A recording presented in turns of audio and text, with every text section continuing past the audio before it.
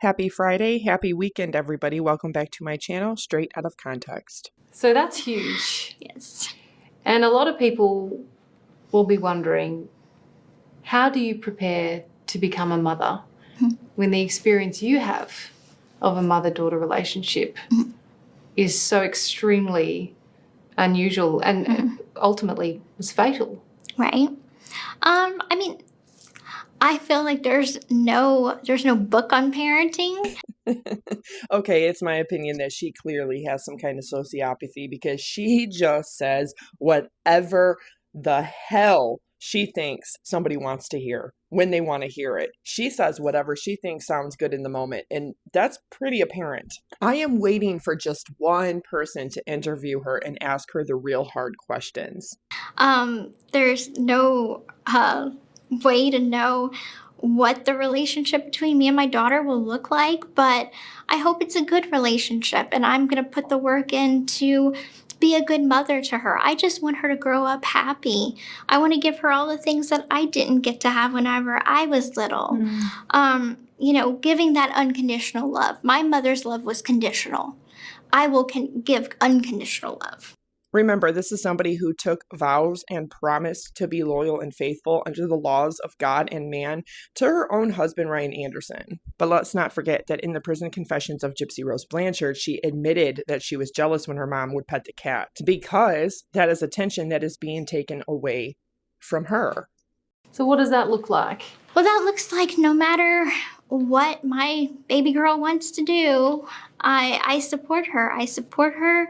I want her to fulfill her dreams, whatever that may be. Let's hope that her dreams don't involve taking your life, Gypsy, or taking her dad's life, right?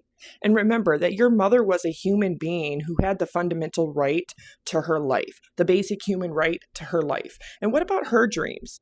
What about the things she wanted in her life that she gave up so she can take care of a very sick child with a genetic disease? And when you say your mother's love was conditional, you mean I will show you love, but only if... Yes. My mother's love was, I will show you love only if you do as I say.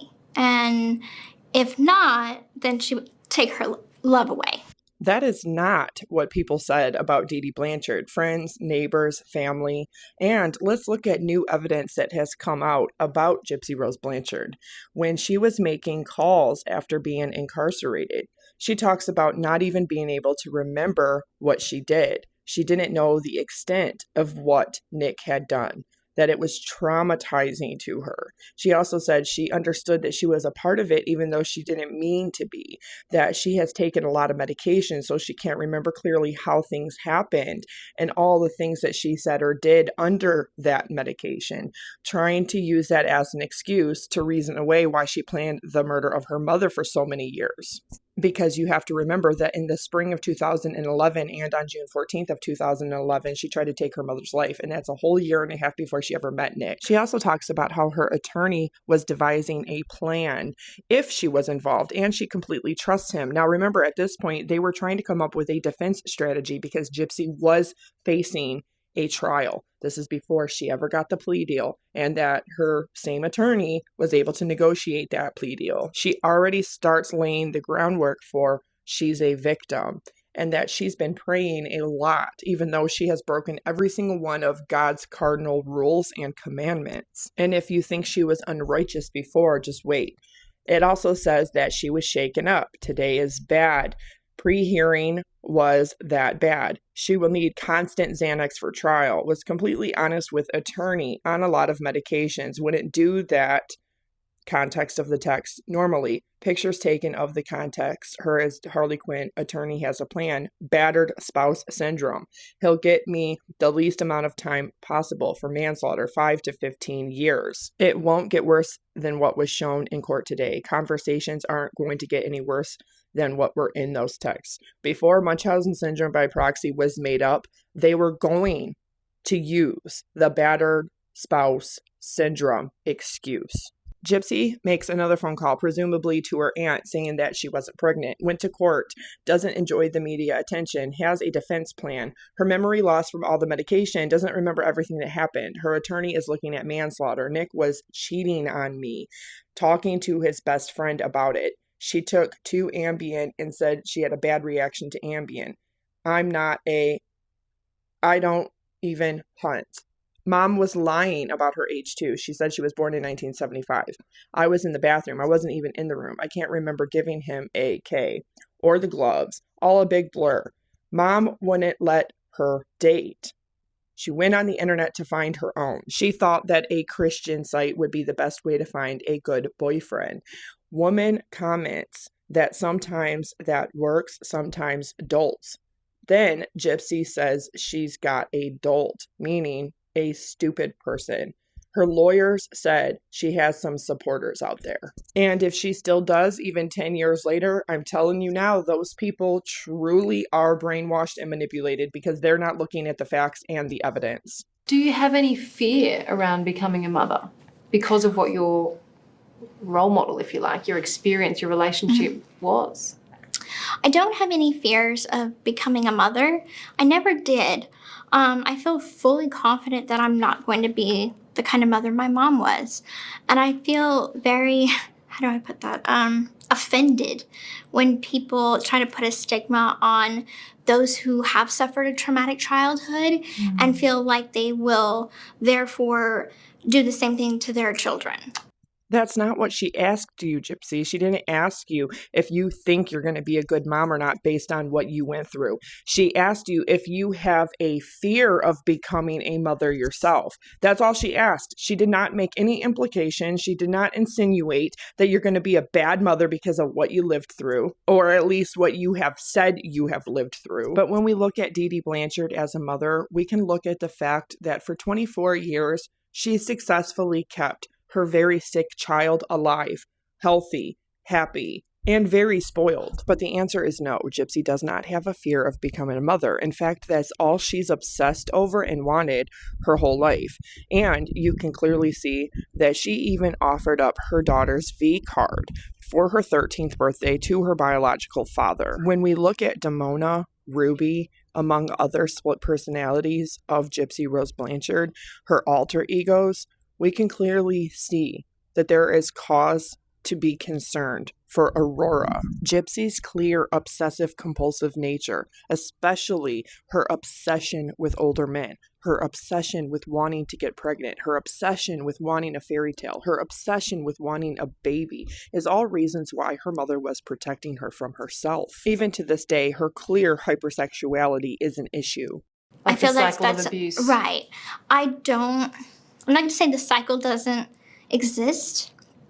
I just will say that my will to be a better mother than what my mother was is so strong that I'm not going to continue the cycle. Yeah. She's not going to continue the cycle. She's going to create her own brand new traumatic and toxic cycle, like controlling her child, controlling who can see her, what she can do, what she can wear, who she can hang out with and associate with. Yeah, sound familiar? Can we talk about some of the medical side of what you've gone through? What complications, what scars, what side effects do you still suffer, if any? So I have a scar on my belly, which is from the feeding tube. I have one on my leg. I have some on my neck. So I do have physical scars from the surgeries. I no longer have 2 salivary glands that were located in my neck because they were removed. And why is that? That's because she had hypersalivation. Look at her chart and then look at mine. Minus the small scars she doesn't have and the moles. Clearly, as you can see on her stomach, she does not have any other scar than the feeding tube scar. And then looking at her medical records, which you can find yourself, Fancy Macelli, aka April Johns from the Goodwives network, has them up on Patreon. You can see them. You can also see the entirety of the 19 pages for the microdeletion. Why were they removed? My mom told the doctors that I drooled, and she would, like before the appointment, she would put Orajel on my mouth to make me drool.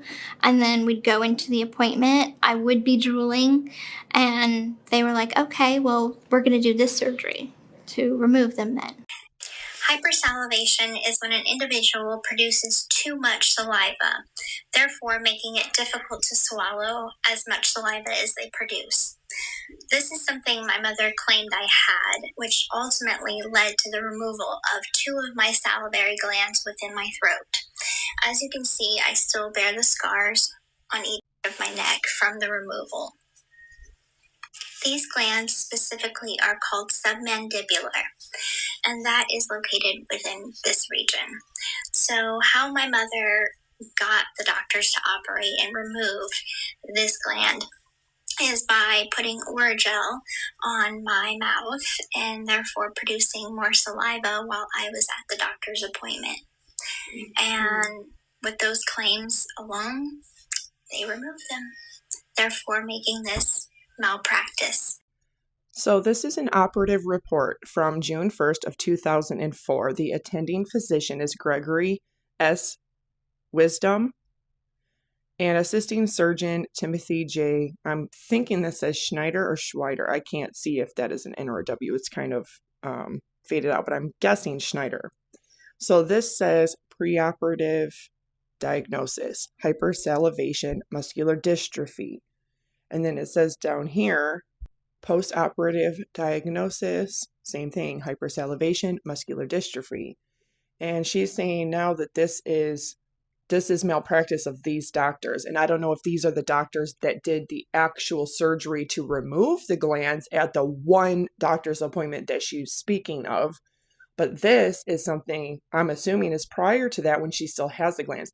And the only reason why I'm familiar with this is because when I had cervical cancer, I had several different surgeries over the course of 18 months. The last one was an almost 13-hour operation. I had a radical hysterectomy, partial vagina removal, total pelvic lymphadenectomy. 2 years after that, even though I've been 5 years in remission now, thank God, I gotta say that I started having bladder issues from having all these organs removed. So I had to have a transvaginal pelvic mesh sling mid-urethral done. But I also had to have this, which is EMG guided Botox injections. And I didn't even know they did this all the way back in 2004. They redistribute the Botox and they actually inject it into a gland, an organ, a muscle to help paralyze it. So that way it relaxes it, especially if it is overactive. So for me, not having the organs support my bladder anymore, that it really helped with my bladder the next 2 years after my major operation, the last of 7 for the cancer that I had. It helped me to not have an overactive bladder because that became one of my issues after having the radical hysterectomy, the total pelvic lymphadenectomy, all of that stuff. So here, this clearly took place before she had the glands actually removed. It says that she had an EMG guided Botox injections into the parotid gland bilaterally and the submandibular salivary glands bilateral. It states Gypsy Rose that either says 12 or 13. It's kind of worn out. The type print is from the copy, so you can't see if that says 12 or 13-year-old female with a wide history of an as yet unspecified type of muscular dystrophy and difficulties with handling her own secretions at night. Primarily, she wakes up choking on her own secretions and has failed glycopyrrolate, whatever the heck that is. Some type of medication, it states, or some kind of therapy. It's also known as glycopyrronium. And it says that she had failed this type of therapy or medication before. So it states that her parotid glands are exactly where they should be. She's otherwise healthy, that her submandibular salivary glands were where they should be, that they did 100 cc's of the Botox redistributed, that she had no blood loss because obviously, it depends on how they do it. But if they're doing this, it's not actual like a surgical incision. So they actually tried medications which failed, and then they tried this. Botox injections to try to paralyze the glands and to calm them down. And this can sometimes last from 6 to 10 months before the Botox starts to wear off. Some people might have longer or shorter lasting effects of the Botox, depending on where they're having it injected in and what it's for. But also this, her mother, Claudine Blanchard, right here, requested her medical records from the prior 5 years. And it states here Gypsy's real date of birth, which is 7/27/91. And then up at the top, it says her name, Gypsy Rose Blanchard, with an E. And then it states 7/21/93. And then it says right here, other names or aliases used. Gypsy Rose Blanchard without an E, 7/27/92. And then down there, it's a 7/27/91 for her as well. And if you see down here at the bottom, her mom signed off on that, meaning that her mom was requesting records from Louisiana for the past 5 years. So if you have copies of your medical papers, you're not going to ever have your full medical records unless you request them from the doctor. You're going to have whatever the doctor or the hospital discharged you with. And then that's usually your copy of the paperwork, but that is not their records. So hospitals started transforming over into, digital records over 25 years ago. And especially states that have issues with weather, natural disaster type of weather, they started doing this as a precaution, just so that way they weren't having privacy rights issues and things like that. So this is funny to me because Dee Dee herself was telling them that Gypsy has a different alias. It says right up at the top, her name, Gypsy Rose Blanchard with the E, that they were using the date of birth 7/27/93, and it says alias is Gypsy Rose Blanchard without an E. And then another date of birth, and her real date of birth is down there, 7/27/91. And Dee Dee signs off on this to obtain records from Louisiana. So when her mom said that they came from Hurricane Katrina, she wasn't lying. Their apartment, clearly, if you've watched the documentaries, their apartment really was hit and devastated by Hurricane Katrina. They were airlifted. They were taken to Missouri, where then they were given shelter. And this is, way before they had the Habitat for Humanity house and whatnot. But when she said that her records were lost, she wouldn't be not telling the truth there, because her copies of any discharge paper or any papers that she got from Gypsy's doctors or from the hospitals, they would have been lost. Their apartment was destroyed, so she wouldn't have had her own copies. But this right here proves, the hospitals and the doctors are going to clearly have their copies still. So if you want your medical records, you have to put in a form like this to obtain copies of the actual medical records. But that's funny that right up there, she's clearly saying that, yeah, we've used this date of birth, we've used this date of birth, we've used this spelling, and we've used her real date of birth. And she's signing off on it. And this is 2007 when they are requesting those records. And you can do your own research, but you can see, thank you to Myra for giving this to me, but you can clearly see that they've had different systems, electronic systems, that they started even before the year 2000. And I remember in 1996, 97, 98 is when my high school had a whole new library with computers. Our newspaper class and English classes got brand new PCs in them as well. We also had internet connection, and that was a couple years before 2000. So they started doing digital records clearly around this time, which means that all the doctors and hospitals down there likely have all of her records, the actual medical records, their copies of the real full medical files on some kind of digital system. This right here also disproves that whole Australia 60 Minutes interview because she's the one who picked that. She's the one who got it. She's the one who gave it to him. What is your message now for those doctors, the many doctors that saw you, that treated you, that operated on you? Would you like to see them held accountable? I would. I would like to see them held accountable. A part of me feels a level of anger.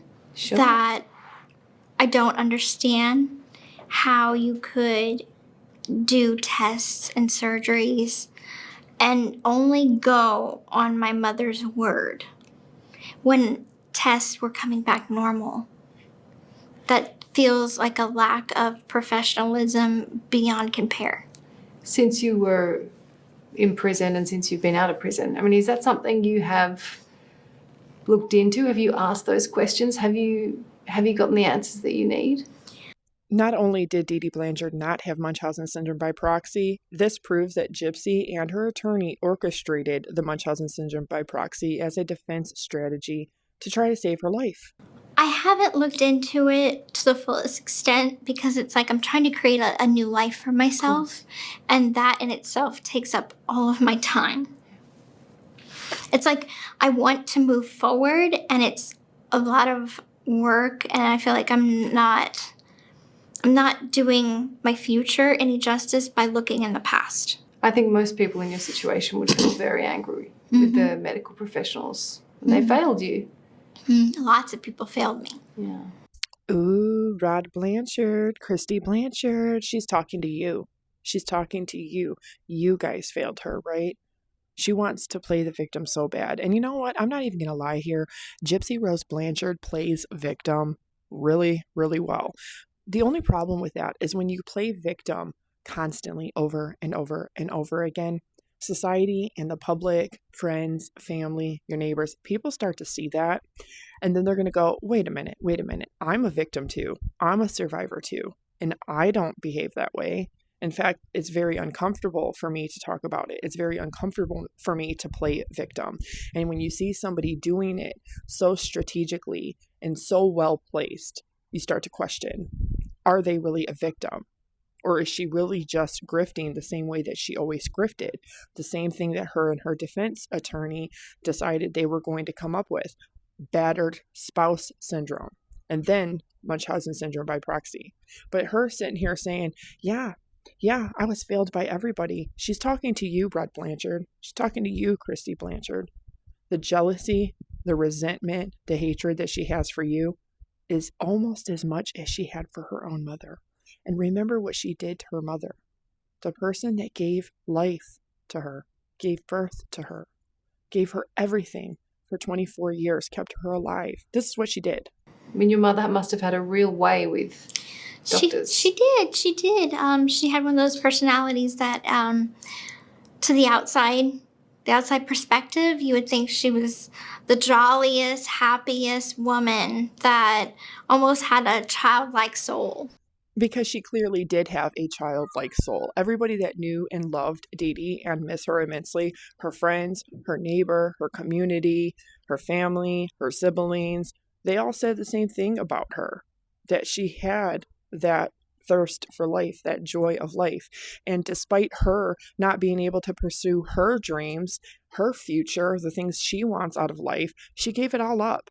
Because unfortunately for her, she gave birth to a child that was sick, a child that had a very serious genetic disorder, a chromosome disorder, a microdeletion of a chromosome. And with that comes a lot of health issues, symptoms, side effects, a lot of mental issues. She also had microcephaly, strabismus of the eye, which is not the same as cross-eyed. Strabismus of the eye, if left untreated and you do not do multiple surgeries over developmental age, you can end up going blind. Her doctors even testified to that in the prison confessions of Gypsy Rose Blanchard. So yeah, I think her mom had a pretty good spirit and a pretty good outlook on life. She's never not smiling in photographs. And having the circumstances that she did, she still found joy. She still found happiness. She still found love for her daughter. She still found the energy despite having had cancer herself, despite being a diabetic, despite being cheated on, despite being left. despite having her own grief of losing her own mother, to forge on in life, despite not being able to have a 9 to 5 because she had a sick child. And loving too, because I hear neighbours and witnesses say that you two were like peas in a pod. It was, and it was like that in my early years, and then in my later teen years, it was very performative.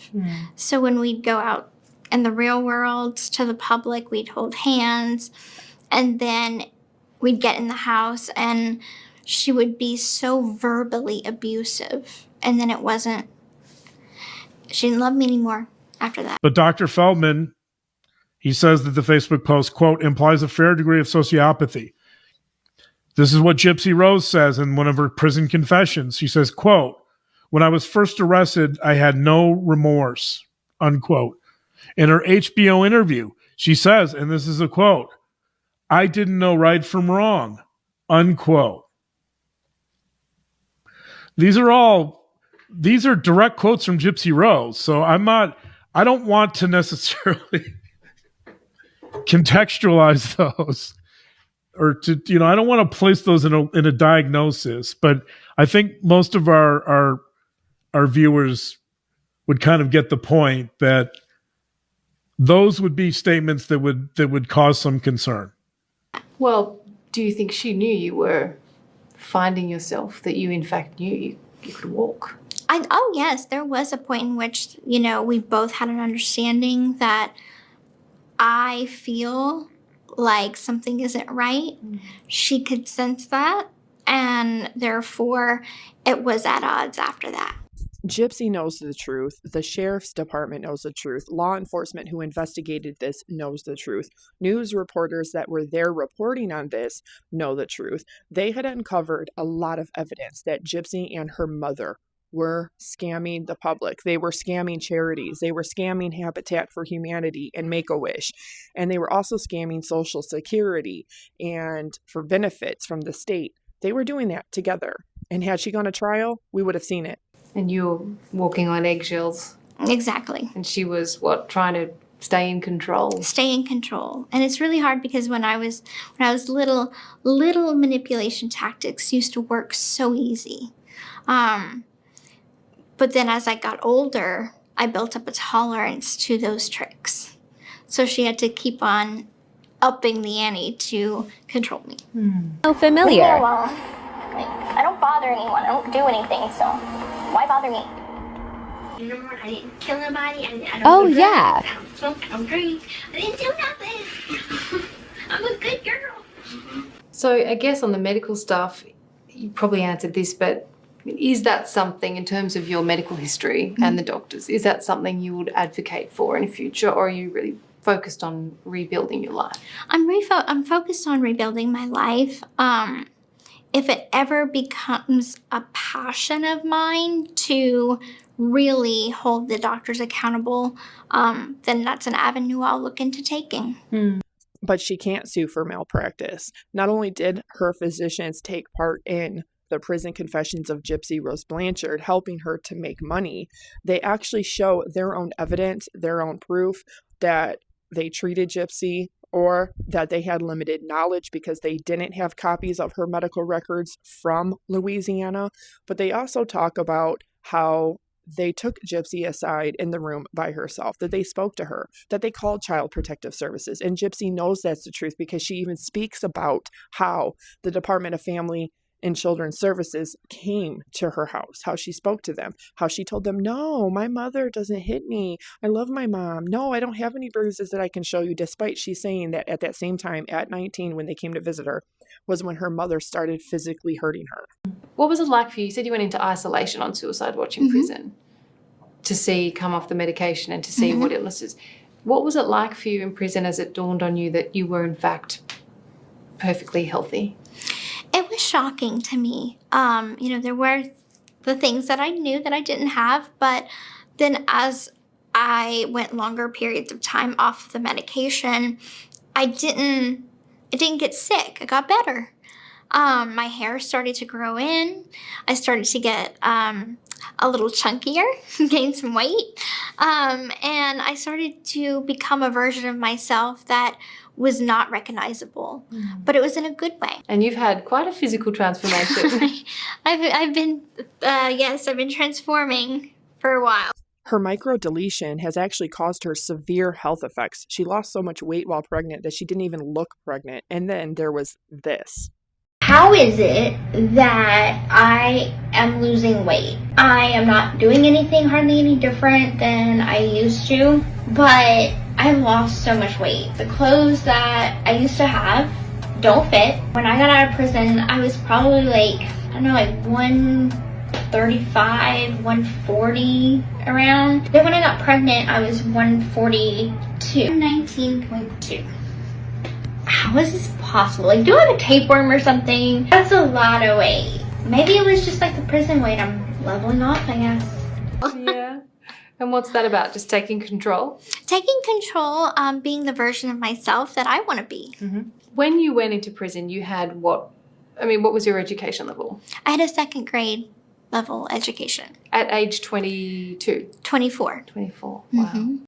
She has to admit it because everybody knows when looking at her case or looking it up that she was 24. That's extraordinary. Did you feel out of your depth in prison? Did it dawn on you that you needed to, or that you wanted to study, to learn? Oh, absolutely. I had a thirst for knowledge.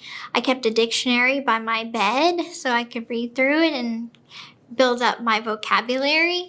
I got put in educational classes where I graduated after 5 years of being in school for my high school equivalency. One good thing that she did do with her time, but there was many more options as far as educational programs. They run over 17 different programs with outside universities to be able to hire your education, to be able to utilize that education within the prison system. But she spent a lot of that time doing documentaries and worrying about how to throw Nick under the bus even further to take the blame for her, and organizing and curating her further infamy and money out of prison. See your face light up when you talk about that. Yes, about learning and studying. It was a very proud moment for myself because I worked extremely hard on it. While getting her GED is a good thing, you can clearly see that she was not focused on it if it took her over 5 years. That's something that should only take you a month. And a lot of people beg to differ that she did the very bare minimum, only getting it because she wanted to look good for the parole board when she was up for parole. Yeah. And why do you think your mum kept you out of school and learning? I think it was a control thing. It was to control my surroundings and who I talked to, because we learn from our peers. So I assume it was so I didn't learn too much than what she wanted me to. Or maybe the academic portion, the educational portion, took a backseat to Gypsy's real medical issues. And I highly, highly, highly suggest that anybody go and read the medical records. Fancy Macelli, aka April Johns, the Goodwives Network, whether you like her or hate her, is besides the point. She has them on Patreon and she has them available for anybody to read. And I highly suggest you do that. So you've got a school level education now at 33? 33. 33. So what is next? I'm interested in terms of, you said you loved learning, you wanted a job. What are the plans? I do want to take college courses. So right before I got out of prison, I signed up to take college courses because they do have programs in prison for inmates to hire their education. But I was not able to get in before getting released. So I'm going to take some online courses. If education was her priority, she would have done that in the past year instead of dicking around with this guy, dicking around with that guy. And then, finally having that baby she's been so obsessed with having for years. Great.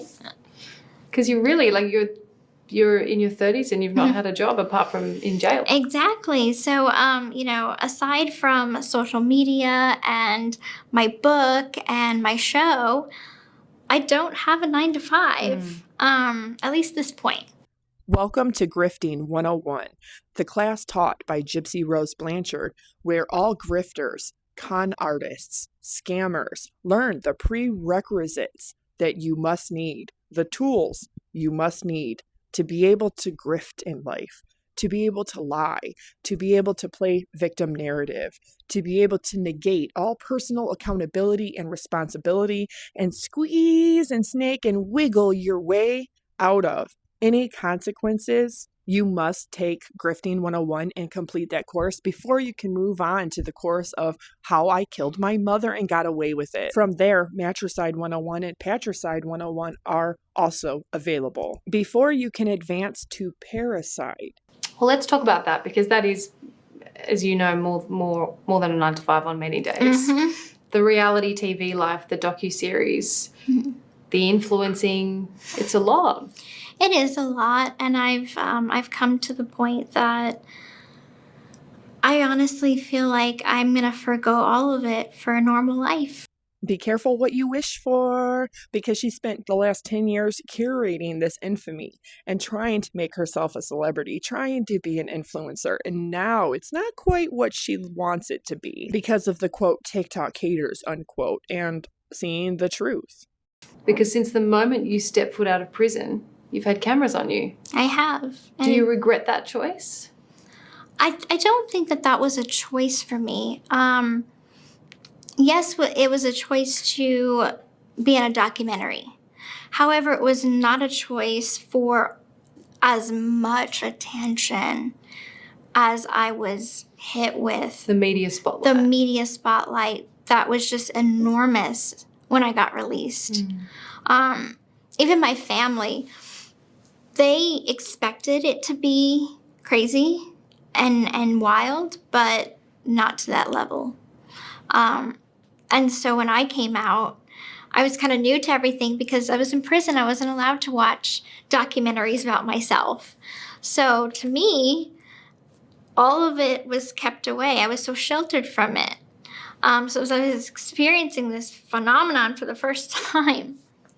What about all the people that testified to Gypsy being a local celebrity for 24 years of her life, that Dee Blanchard was also a local celebrity? What about all of the appearances that they made, the awards that they went to, the conventions they went to, all the trips they went on, all the times they were on the news, all the times they were written about in the newspaper and articles in magazines? But being famous for killing her mom was the first time she ever experienced it. And how has that been, rebuilding your life in front of the cameras and, you know, having to constantly post? And it's difficult. I'm never going to say that, you know, I regret doing the show. I wanted to show the public what I was going to have to go through in this transitional period and how hard it was going to be, and share my life with the public. But now I think that I've done that. I've achieved that. I have put myself out there. I always wanted to put my story out there to educate people on what Munchausen by proxy syndrome is, advocate for victims that are in similar situations to me, if not in my situation. And I feel like I have fulfilled that. By lying to the public, by lying to society, by lying to everybody on social media, that you fulfilled that you actually did something. What happened to all those words you said about not advocating, about autistic people are not just little buttercups, about how people with real mental disabilities should be the ones that are advocated for, how you're not going to advocate, how you're not going to relive your trauma for anybody else, yet you're the one who decided to do all of the TV shows, all of the interviews. You're the one that's required to keep posting on social media to market and advertise. Oh, don't forget, she's a smoker, but she's worried about coffee for her baby. But she smoked during her pregnancy. Oh, she doesn't want you to know about that. She doesn't want you to know about that the same way she doesn't want you to know about this. What she really did, what really happened, her responsibility, and she doesn't want you to know about her true contractual agreements with the A&E network and Lifetime, including to continuously post on social media, utilizing her following for marketing and advertising space. And have you had a lot of those people in that situation reach out to you? I have. A lot of people have wrote to me, sharing their stories with me. And I would love to, help each and every single one of them. But it's kind of like I'm just a person too. So I have no more avenues in which they could travel down than I have, I know knowledge-wise. So I give them emotional encouragement. Where? Show me one piece of evidence where she has advocated for real victims and survivors. She was friends with Adaptive Kate for a minute, but she quickly broke up with her. Well, you've given a lot. It strikes me that you're pretty exhausted. I am. I've given and given and given, and I've gotten to the point that now it's like, okay, I'm a mom now. I have someone that relies on me, and I have someone that I'm responsible for, and that's my own flesh and blood. So doing what's best for her takes center priority right now. And I'm sure her mother would feel the same exact way. She was flesh of her flesh, blood of her blood, and she was baptized by Christ. And yet she's over here telling everybody that Christy's going to be the grandmother and that her baby matters most. Even posting this today about how she's a daddy's girl. Yeah, well, you also mattered to your mother, and then you killed her. When we were baby shopping for clothes together, I couldn't help but thinking that's something that I did with my mum, something a lot of young women do with their mums. Is there a sadness in those sorts of activities for you? I mean, I try not to dwell on what I don't have, and I'm more focused on what I do have. So my stepmom, Christy, is a bigger role model to me and a more influential model as a mother to me than what my mom was. So I go shopping with Christy. I do all of that stuff with Christy. So she will be grandma to my child. So Christy Blanchard couldn't be bothered to be a stepmother to you. You think she wants to be a forced grandmother? Do you ever miss your mom? I do.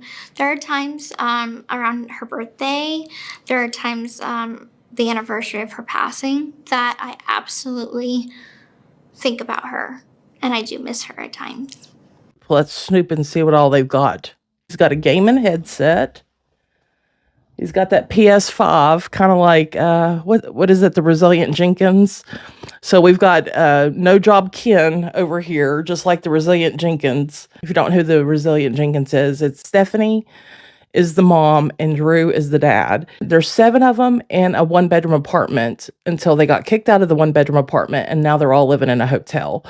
But Drew, the no job baby daddy, all he does is play that video game, the PS5. So seeing this, and we make fun of No Job Ken, which I think he does have a job, but it's funnier to say that he doesn't have one. And then here we have, he's fixing that TV so he can play that PS5. He's got the headphones. He's got the remote controllers there. I bet that gets on her nerves. I bet he gets into the game and he doesn't pay her an ounce of attention. And it probably gets on her nerves some. Well, we can pretend that it does. We can hope. How do you plan to tell your daughter your story and what happened to her grandmother? It's I knew a tough conversation. It is a tough conversation. It's one that I knew that I would need to have. I knew from day one that this conversation would have to happen with my kids someday. And that's why my book is so important, because this book is my legacy. My child, when she comes of age and the right time, she could read this book and see everything, read everything that I had been through for her to fully understand. And I will always be honest with her. Ken and I both will sit her down, have a conversation surrounded by family, and we will let her know what happened. She won't be kept in the dark about it. But we want to make sure that she has that support to process it. What about Nicholas Godejohn? What about his support? All you care about is your show and being with celebrities and your social media following, so much so that you can't even let go of the TikTok. You're so psychologically addicted to it and obsessed with it because that is your entire way to say, look, I have 10 million followers on TikTok. I'm famous. No, you are infamous. You are hated. You killed somebody. You know, your actions caused Nicholas Godejohn's mother to not be here. You also threw her son under the bus and lied and lied and lied. That it caused so much physical, mental, and emotional distress on her. Not to mention the fact that you took the life of your mother. She is going to one day know exactly what you did. And you can't say that Rod and Christy are going to be there because you don't know if they'll be alive at that time.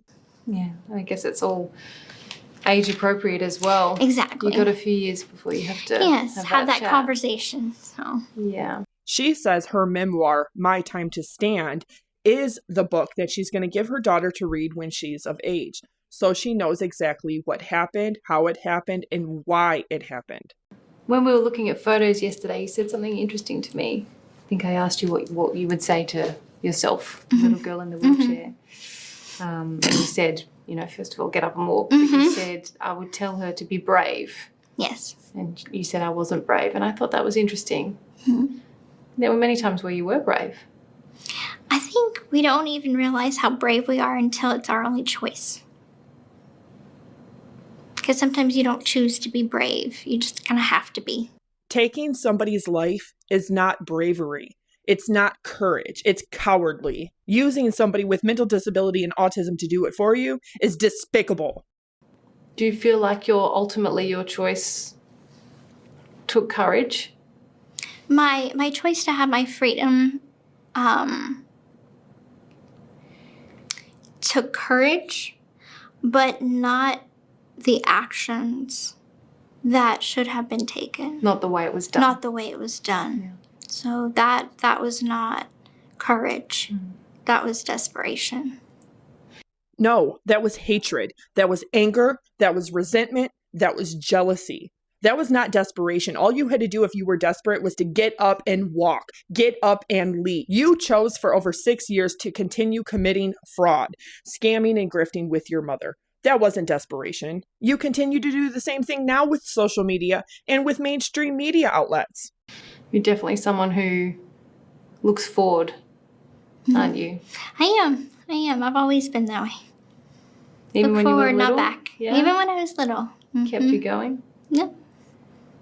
One attribute that she actually did inherit from her mother, looking forward and not back. But the only thing with that is that, yeah, that's easy for you because then you won't have to be forced to look at yourself in the mirror, to really face what you did, to really have to accept what you did, to accept what you continue to do, to face your lies, to face your conning, your scamming, and your rewriting of history and the truth. Looking forward and not back is easy for you to say when you don't have to be in the perspective of somebody else that you've harmed, like your mother, like Stephanie Goldhammer or Nicholas Godejohn. Those people don't have their lives. They don't have their freedom. They don't have the ability to have a future and make better choices for themselves. They don't have the right to look forward and not back. What about all of the family of those victims? What about how they feel? What about their inability to look forward and to forge a path forward and to look towards the future because of the people that they loved and lost, because of the emotional, mental, and physical distress on their lives? You're not talking about just Dee Dee Blanchard and the homicide of Dee Dee Blanchard. You're talking about Stephanie Goldhammer, Nicholas Godejohn's mother, and Nicholas Godejohn himself. What about his brother? What about his father? What about his stepfather? What about all of her siblings? What about all of them? What about the impact on them?